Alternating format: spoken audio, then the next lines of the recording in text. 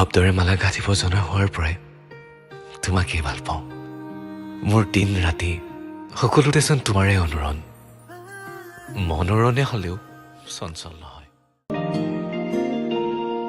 হেঁপাহৰ কিনো আবেগ জিলিকে তোমাৰ দাপোন, তোমাতেই থমকি ৰয় মোৰ সপোন।